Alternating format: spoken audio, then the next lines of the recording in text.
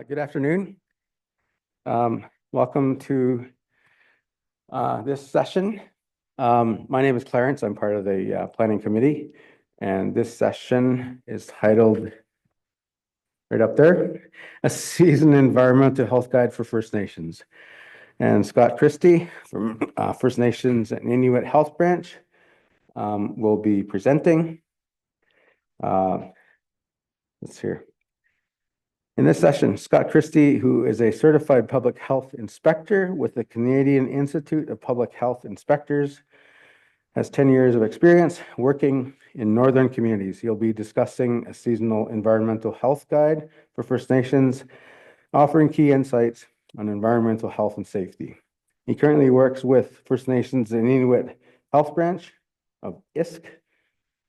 Please join me in welcoming him here, and let's give him our time today. All right. Thanks. Oh, yeah, okay, it works. Yeah. Hello, can everyone hear me? All right, good. Yeah, thank you all for making it here on out today. Well, like you mentioned, my name's Scott Christie. I'm an environmental public health officer with Indigenous Services Canada. I'd like to also acknowledge that we're on the traditional lands of the Fort William First Nations, signatory to the Robson Superior Treaty of 1850. So first of all, I guess a bit about our program and what we do. So what do? We try to identify and prevent environmental public health risks that could impact the health of First Nations, community residents, and of course, we recommend corrective actions to reduce these risks. So kind of our overall guiding principles is that we really try to work with First Nations as an active partner in our environmental public health program.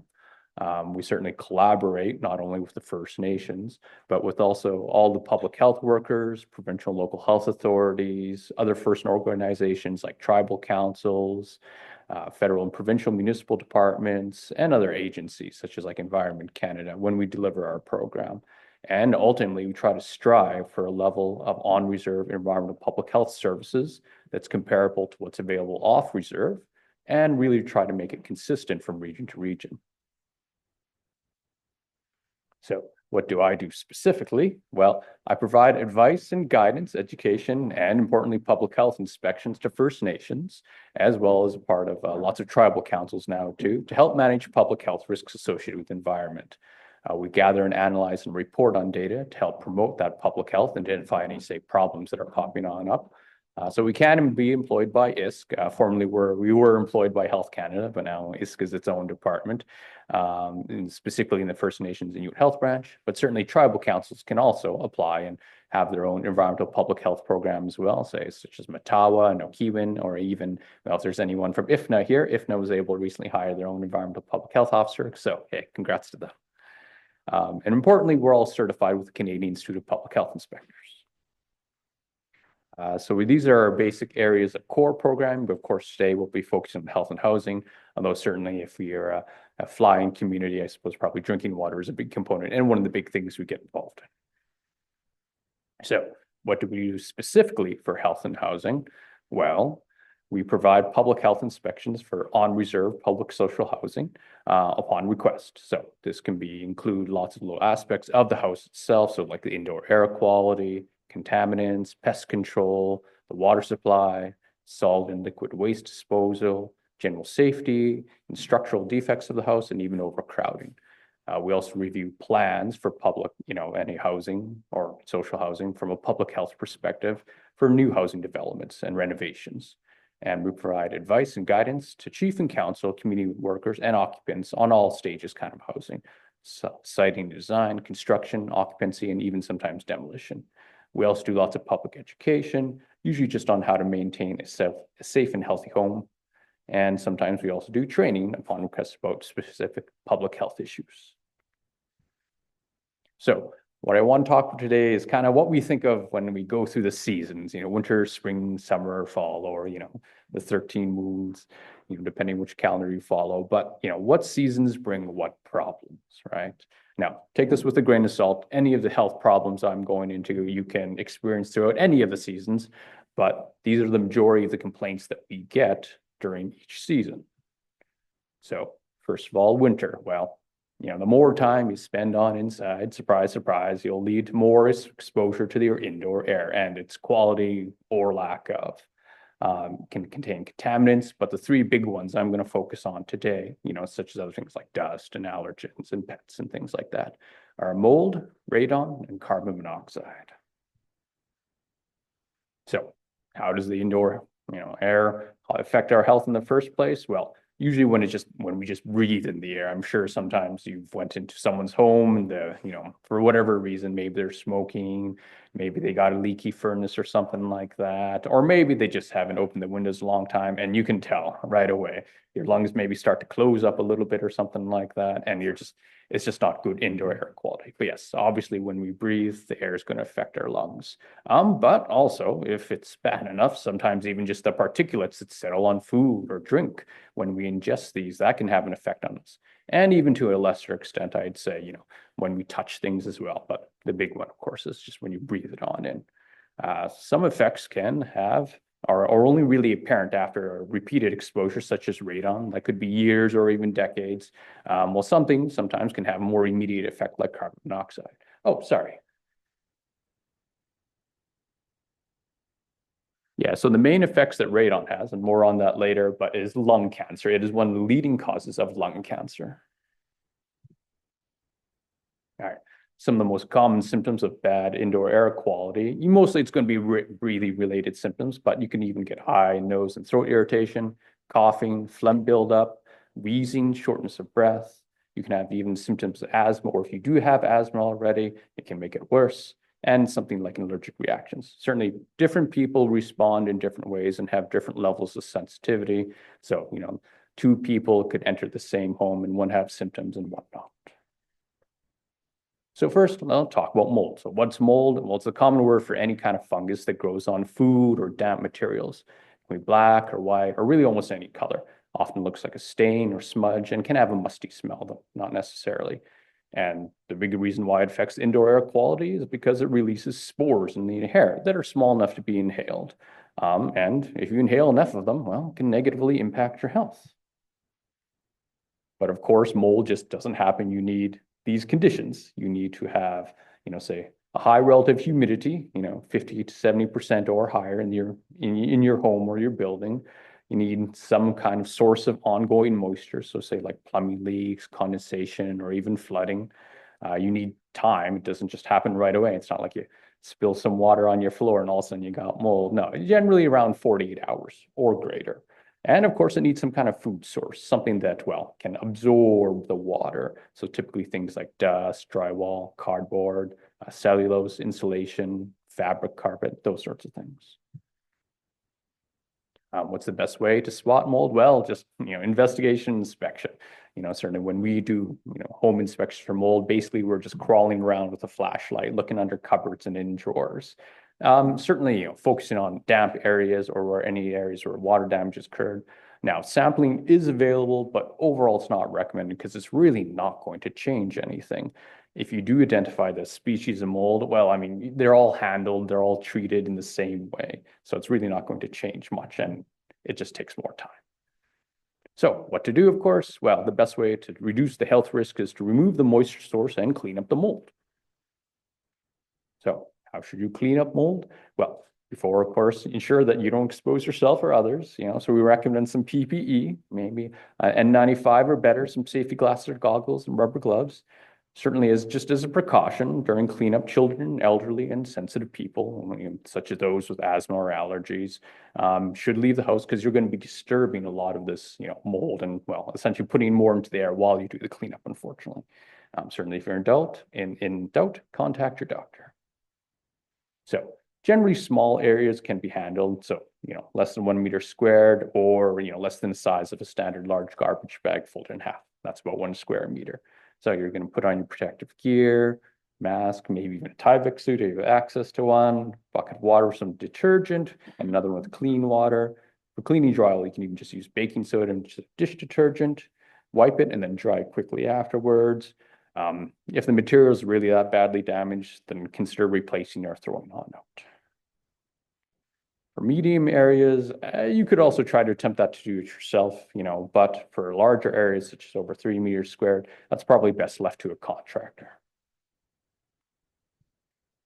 Some areas that are high risk for growth mold: vents, leaking roofs, disconnected dryer, bad bathtub seals, or even just disconnected exhausts. Be generous with the venting tape. Windows is a big one, and certainly that can always be a sign that you just have too much moisture in your home. So condensations on surfaces, usually due to excessive humidity, but it also could be due to lack of ventilation or even just cold temperatures during the winter. Often, under the counter, that's always a prime candidate. But importantly, vents, your dryer vent, your bathroom vent, your HRV inlets. So really the best way, so how to prevent it? It's better to prevent it than to get it in the first place. Well, control the moisture and humidity in a home. That's really the key. So how do you do that? Well, checking and stopping leaks, whether from their home foundation, walls, windows, roof, your plumbing, even your tubs and your sinks.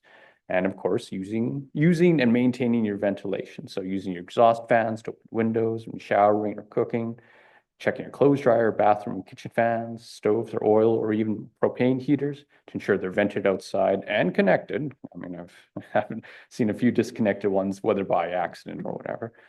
Ensure your vents aren't blocked and cleaned once in a while. And very importantly, especially in our northern climates, using your HRV.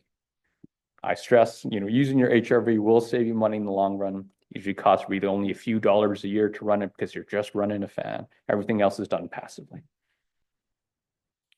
Another good way, especially in crawl spaces, is removing sources of moisture.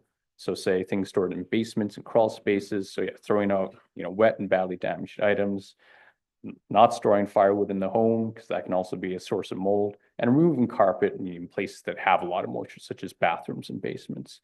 Ideally, you also want to stop water from entering the foundation, especially if you have a basement. So installing downspout extensions to take rainwater and melted snow away from the home. Using your eaves and troughs and roof gutters, make sure they're connected and cleaned. And of course, though this is more of the construction stage, having a nice gradient and slope away from the base of the home itself. All right. Any questions on mold? If not, I'll move on to radon. So yes, what is radon? So it's a naturally occurring radioactive gas, colorless, tasteless, and odorless. Can't see it, can't smell it, and you certainly cannot taste it. It's produced naturally from the decay of uranium that's just present in soils and rocks. In Canada, we measure it in becquerels, and then in the USA, it's measured in picoliters. That's the conversion rate. Won't get too much into that. So as uranium deposits in the soil decay, that's a breakdown to smaller elements, the radon gas is produced. It can a lot easily more move through permeable soils, just sand or gravel versus a clay-based soil. It can also just then, dissolve into your water and can be found in groundwater in small wells. And generally then just slowly released into the atmosphere in diluted concentrations. So I want to emphasize, when you're outdoors, radon normally isn't a hazard, but when it's allowed to accumulate, such as in a house, and particularly in the basement, that's when it starts to become a problem.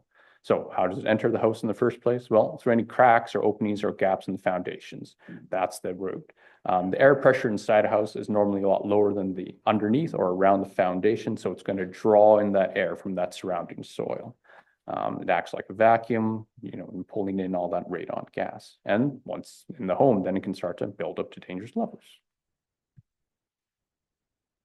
So what factors affect the amount that you'll find in a home? Well, it can vary greatly, even over a 20-hour period. Again, a lot has to do with that, the pressure that you find in the soil and versus the pressure that you find in the house.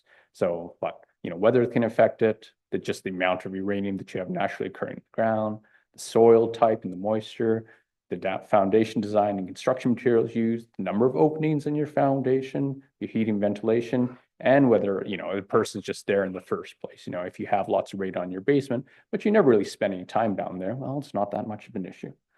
But yeah, so two identically built houses side by side can have different indoor radon levels. But why do we care about radon? It's because, well, lung cancer. So in Ontario, about 13.6 of lung cancer deaths are due to radon exposure, about 850 deaths a year. It's only beaten out by smoking as the main cause of lung cancer. Back in 2007, They have new federal guidelines out, and they recommend that remedial measures be done when the average annual radon concentration exceeds 200 becquerels in a normal occupancy area. So somewhere like, someone's bedroom or something like that, or the kitchen or the living room. If it's a little crawl space that, again, no one spends any time there, well, you don't have to worry about it. Unless you're spending 4 hours a day or greater in your crawl space. Maybe you're doing some renovations. So how do we test for radon? Well, you can hire a professional, but it's also relatively easy to get your own do-it-your-own test kit. You can find them online, even over the phone, or even some retail stores. Ideally, you want to test for about a minimum of 3 months during the fall and the winter seasons. That's when the pressure is going to, vary the greatest. But if you can do it for longer, 6 months, a year, that's going to give you a better idea. These are the 3 main ways of testing for them: electric ion changer, alpha track detector. These 2 you can buy easily online. You can also get a continuous radon monitor, but that's a more specialized piece of equipment.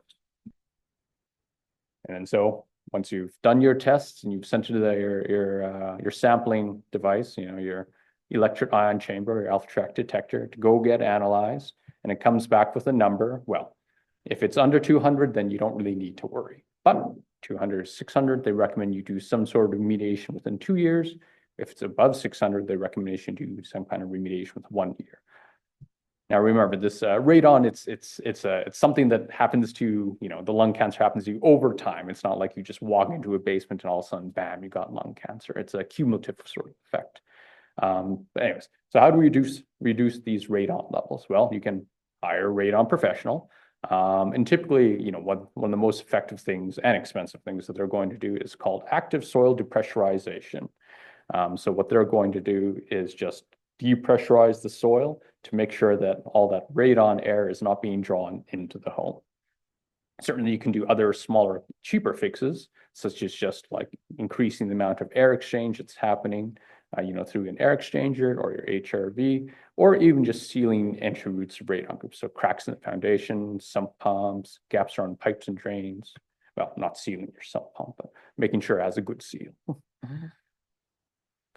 So yes, this is what active soil depressurization is. You install a pipe, basically a pipe and a fan that draws radon from below the house and pushes it outside before it can even enter your home. And typically this will lead to a radon reduction of about 90% or greater.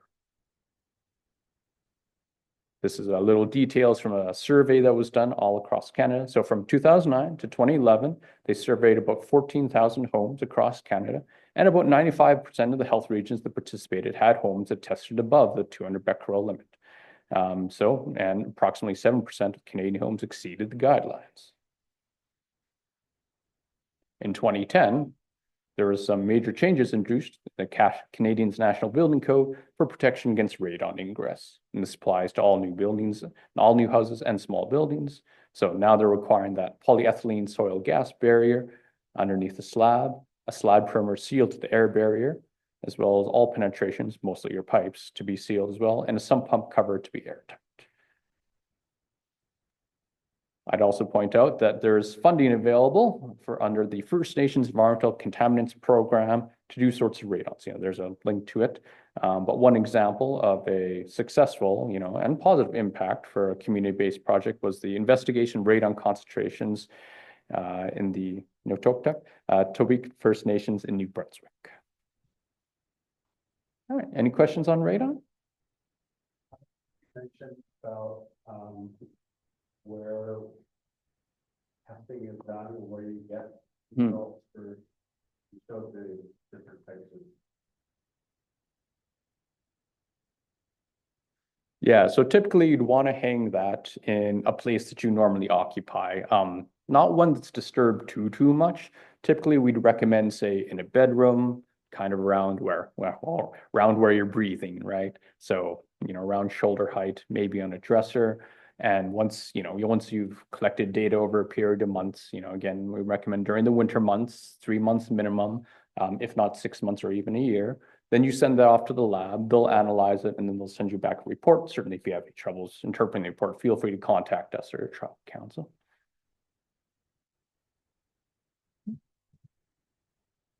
Oh, yeah.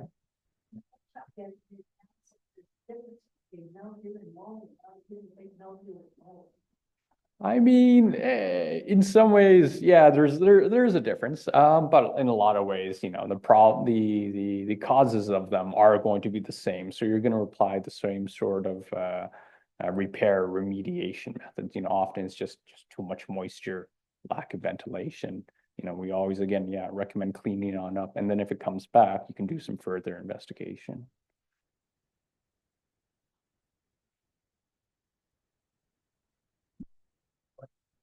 Oh. So, like, where do people get the feedback from?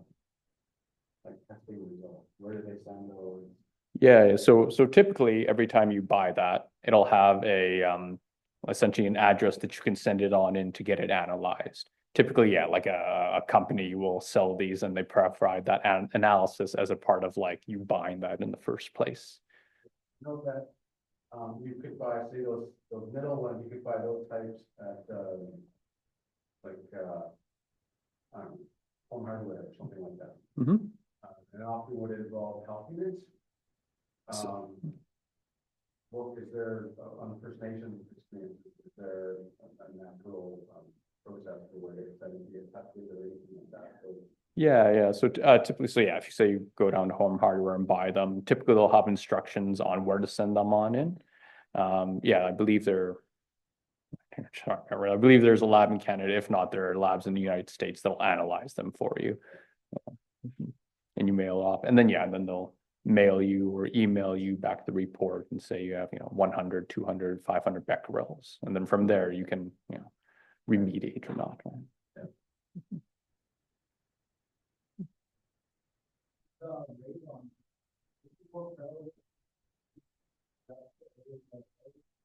It can be. That being said, I wouldn't recommend like going by that. Honestly, the biggest factor I would probably say on how much exposure you have to radon is just the age of the home, right? If it's a much older home, especially one with a basement, and you got lots of cracks in your foundation, that's going to be a much bigger cause of having high radon concentrations, more than whether it's naturally occurring in that area or not.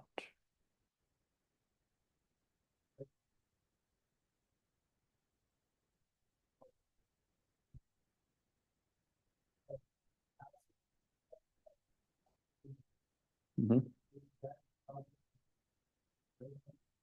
Yeah, I mean, the good thing about having like crawl spaces or like housing units on piling or something like that, then air doesn't accumulate as much. It gets like refreshed at a much greater rate, versus someone that has a basement or something like that. So it's not. I mean, I don't want to say it's not a problem, but it's not as much of a problem. But yeah, certainly, putting down, say, anything really to prevent the air from the ground just naturally rising on up. So those polythene barriers would help definitely. Yeah.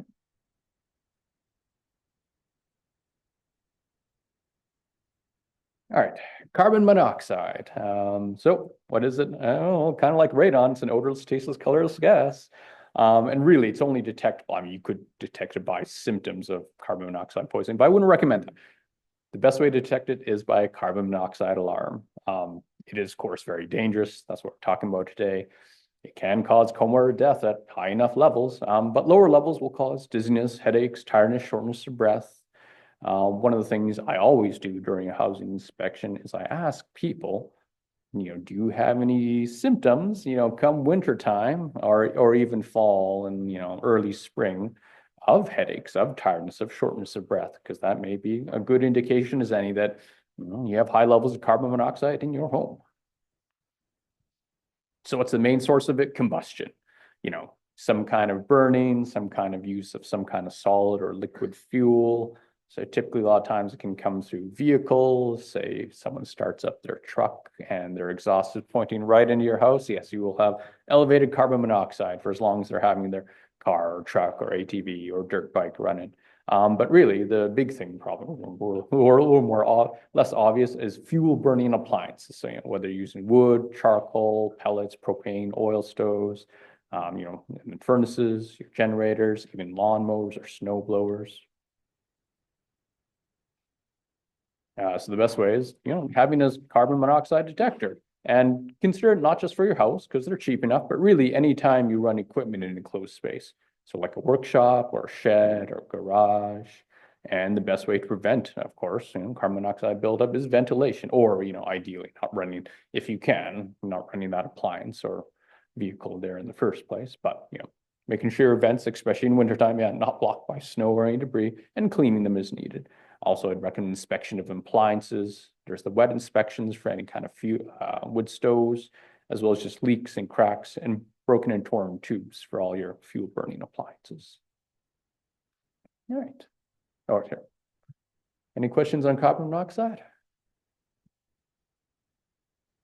All right. Now we've moved away from winter and we're going to spring, although certainly this is also fall consideration. I'm talking a little bit about sewage systems.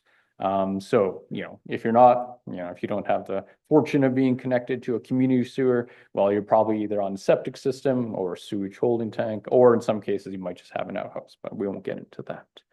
So on your left, you have, pretty much what's done all the time now for septic systems, infiltrators. Then on the right, you just have some sewage holding tanks. So what are septic systems? Well, it's an on-site sewage disposal system. It's designed to safely use the ground to treat the sewage. It goes through a bit of a treatment process in the septic system, and then you're just putting it into the ground, ideally away from any wells or water source. But, why do we care? Well, a malfunctioning sewage system can cause sewage spills, which can then thus easily transmit diseases, parasites, and viruses. We don't think about it so much in Canada, but certainly in developing countries, yes, open sewage is a major cause of communicable disease and illnesses. Sewer gas is also a bit of a concern, more of a nuisance though, but yeah, that can cause headaches and respiratory issues. So what are some common reasons for malfunctions? Well, what do you get in the fall and the spring? You got lots of water, you get flooding, you get runoff. Certainly they could just fail just because they're old. But sometimes, yes, unfortunately, someone's ridden their snowmobile, or, the plow truck has went off your disposal field.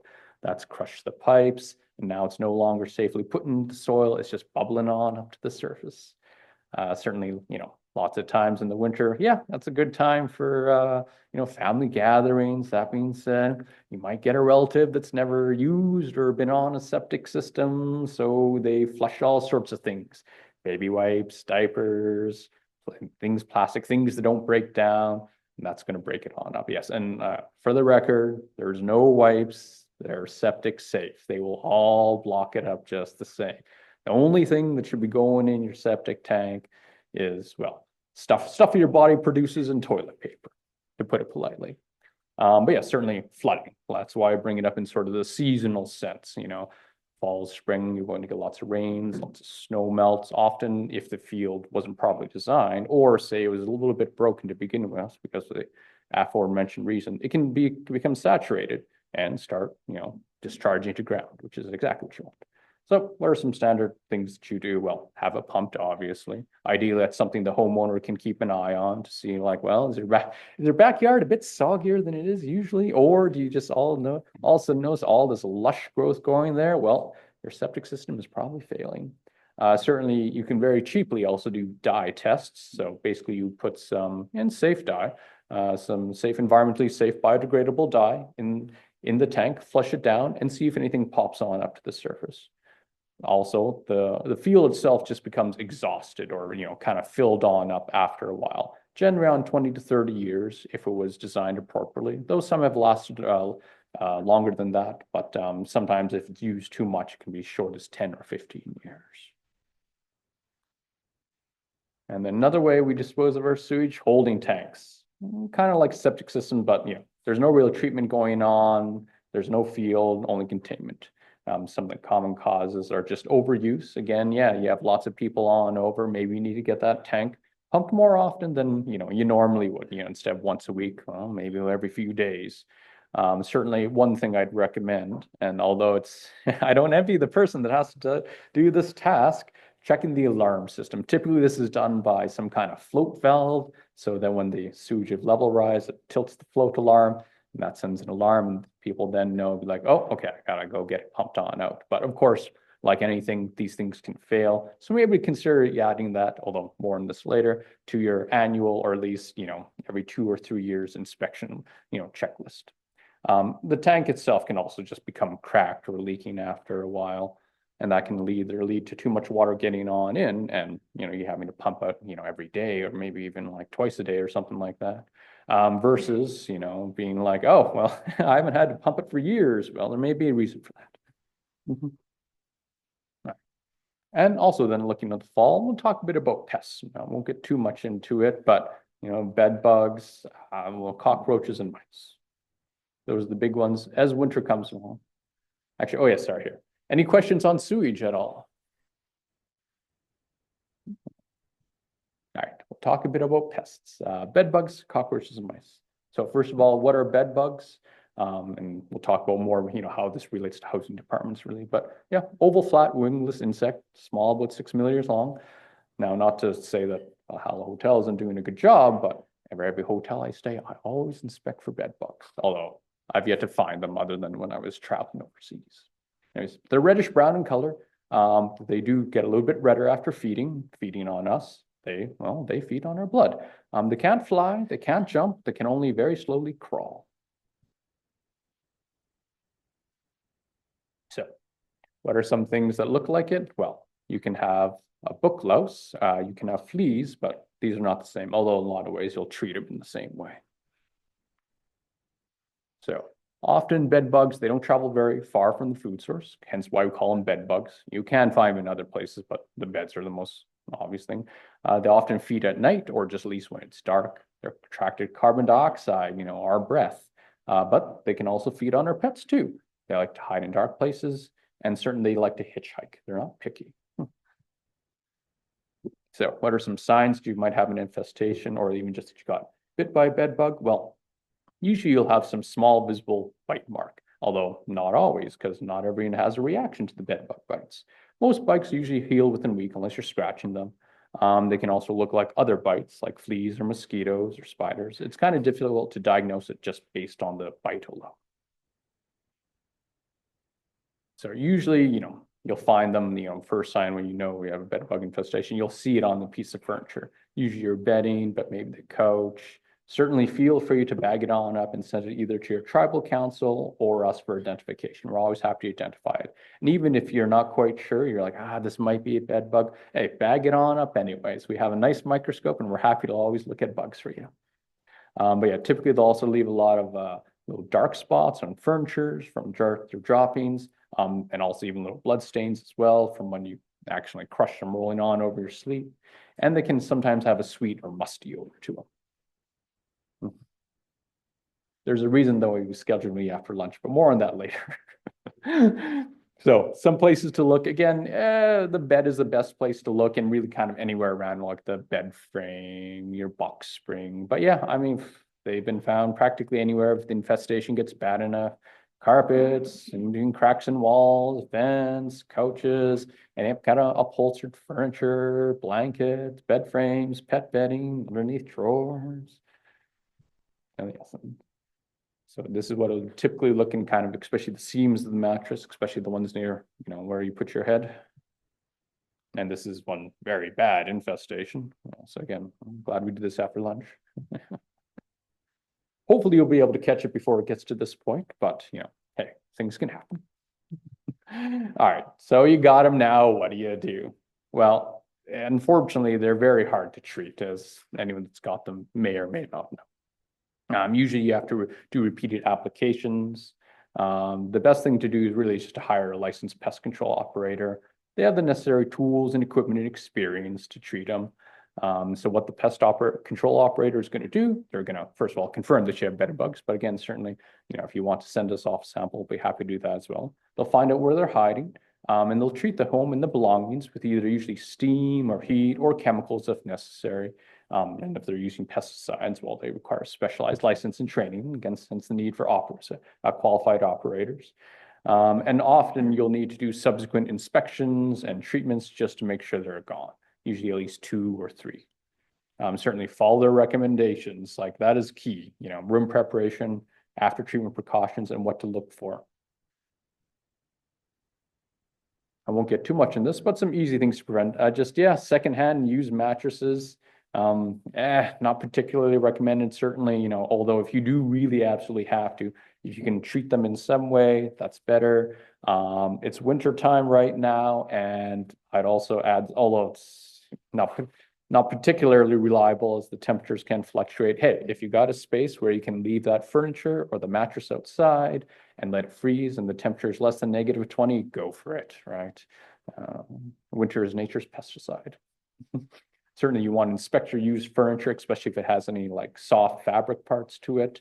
And thrifting clothes is fine. I go to the thrift store all the time, but make sure to launder in hot water and dry at the hottest settings you can. Generally around heat around 50 degrees Celsius is affecting and killing bed bugs, and importantly, they're bed bug eggs. When you get home from having a trip, well, leaving your luggage bags in the garage or bathtub while you unpack, as bed bugs can't crawl on slippery surfaces. And yeah, certainly laundering all your clothing and your bedding, and minimizing clutter in your home just to make it easier to spot them in the first place and giving them less places to hide. All right, so a bit about strategies for housing departments. Prevention is the best measure. Consider lots of communications, whether it's your websites, your newspapers, newsletters, especially around traveling season, what to look for. Certainly we have information and fact sheets that we can provide for you.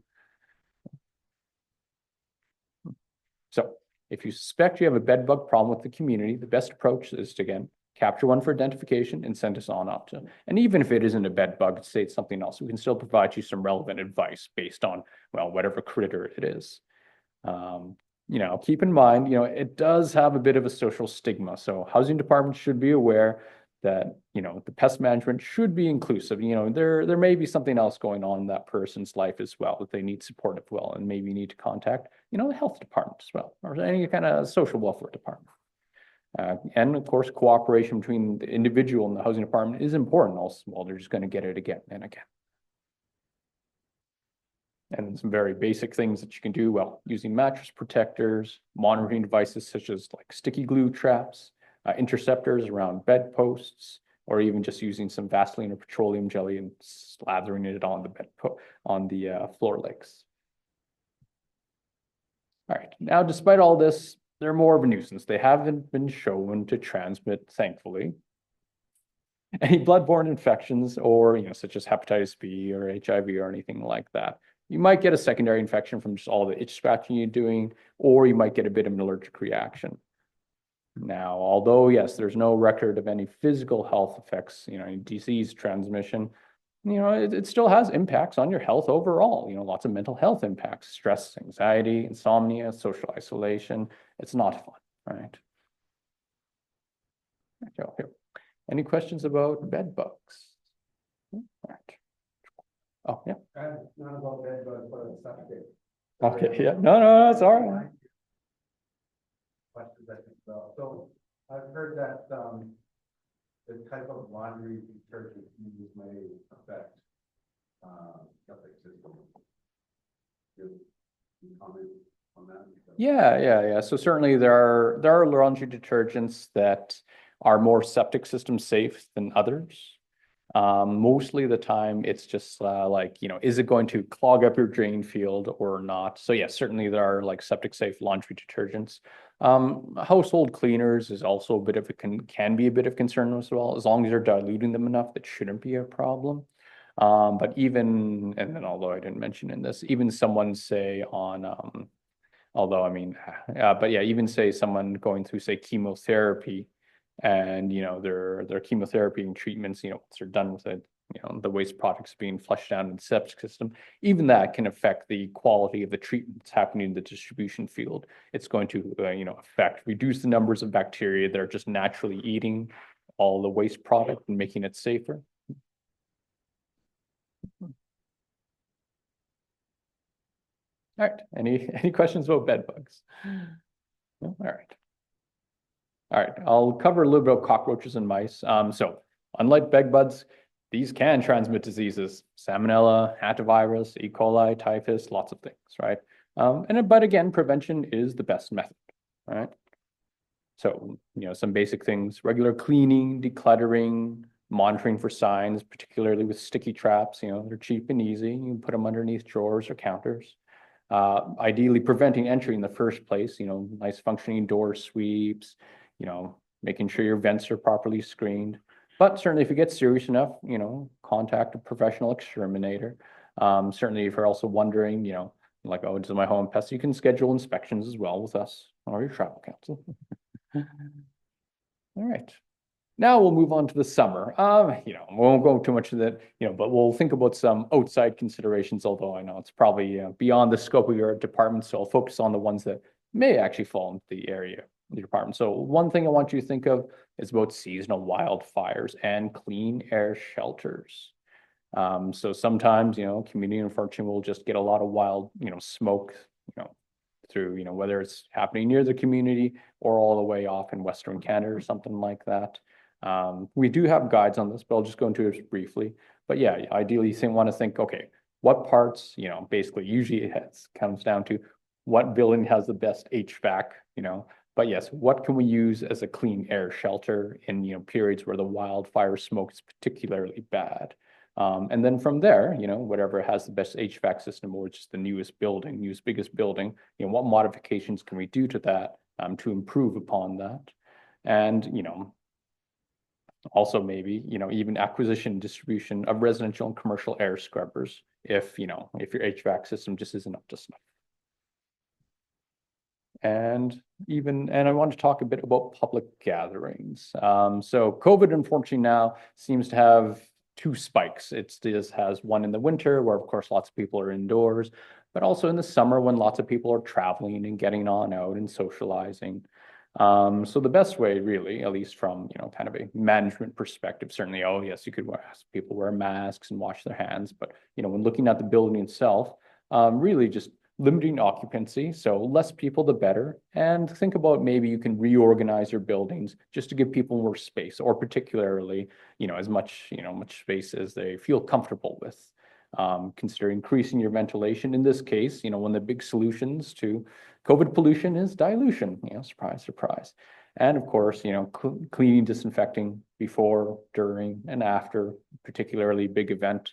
And you're just hitting up all your high touch things. So light switches, doorknobs, bathrooms.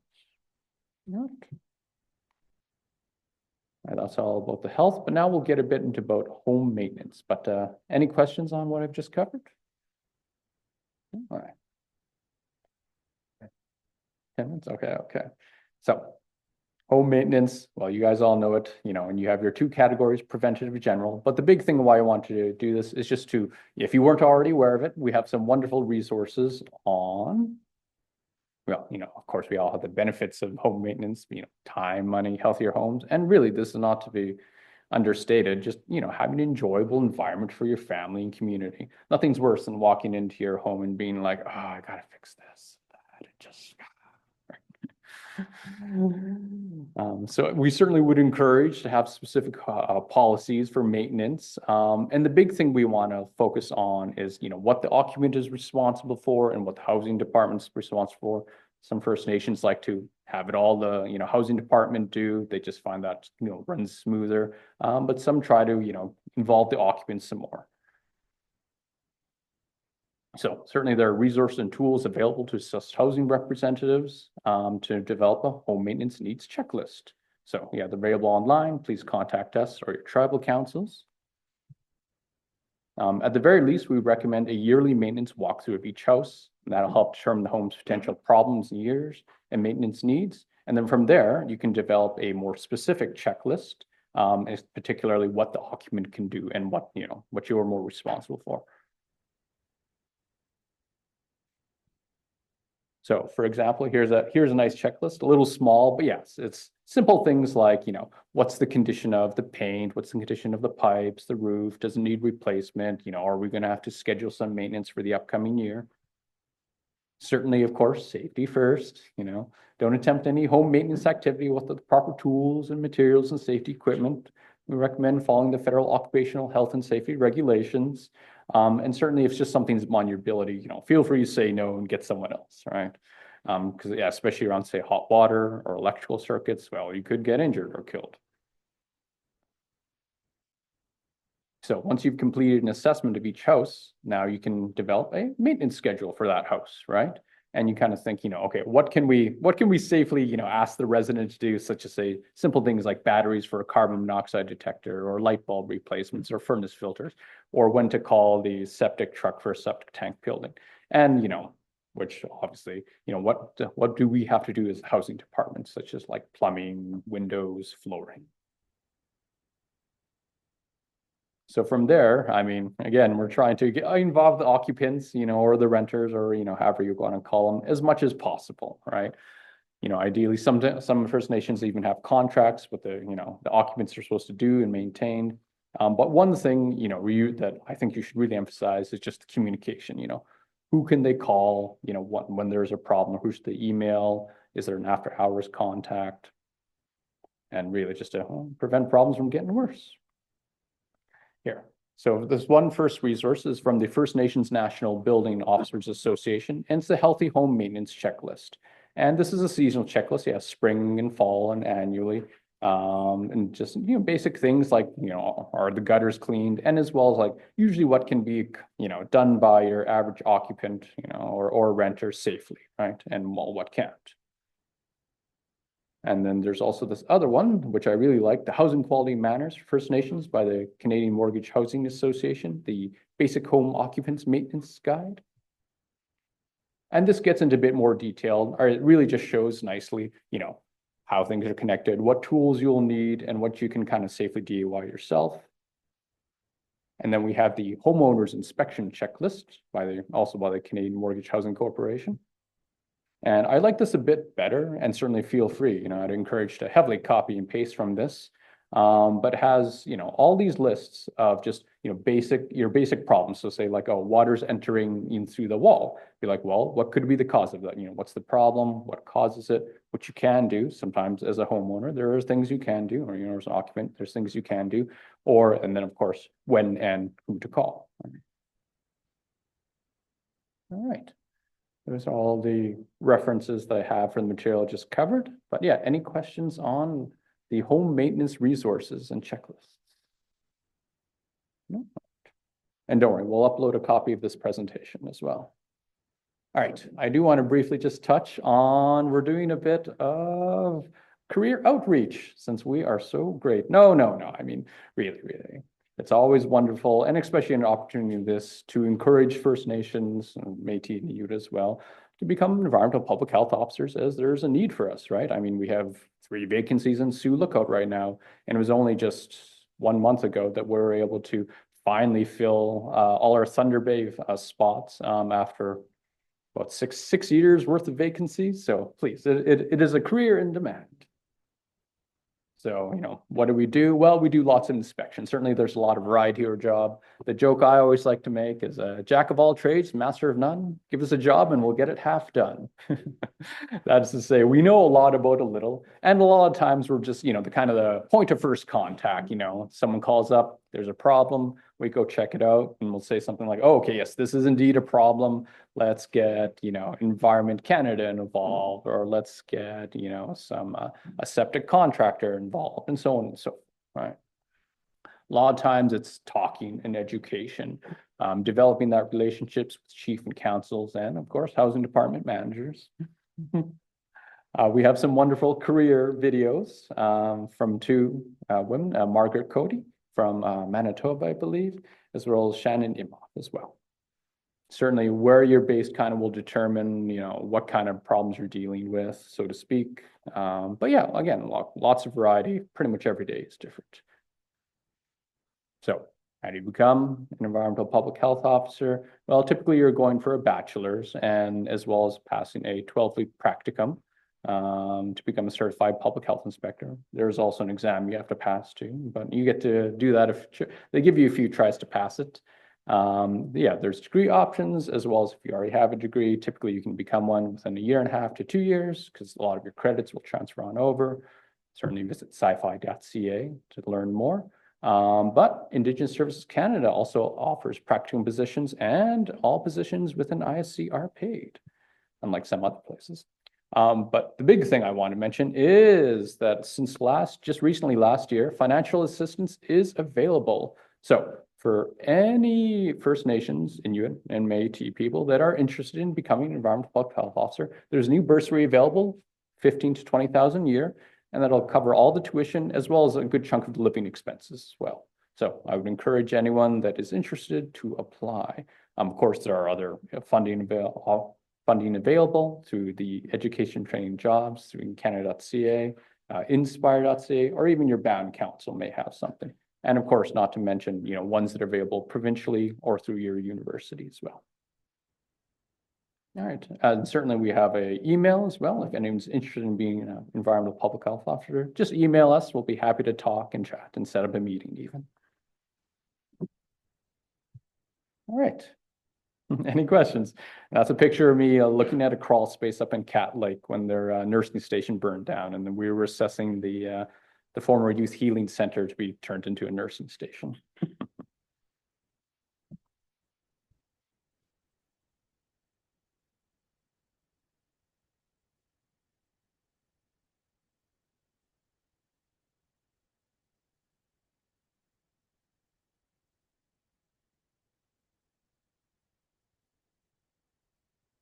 Any questions at all? All right. If not, well, I work here in Thunder Bay. Feel free to drop on by the office sometime. Oh, sorry, go ahead.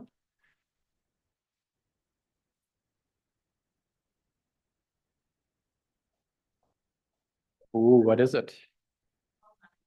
Okay, yeah.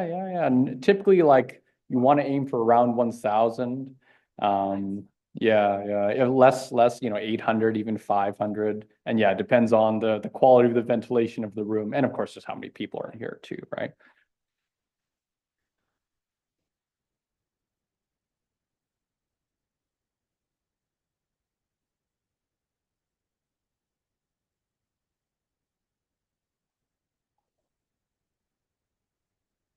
Yeah. Mhm.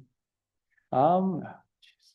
Nothing specifically. That being said, we do have equipment and we do, especially for say like, like public facilities like schools, usually we'll go around, measure, carbon dioxide levels, just because it's a good proxy for the overall air quality.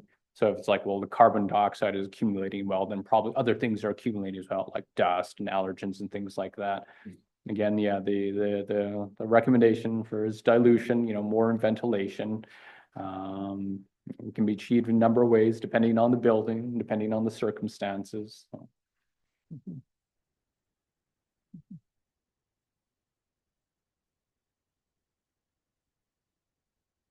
Any other questions? All right, well, thank you so much. You've been a wonderful audience, and I appreciate all the questions you had throughout the presentation as well.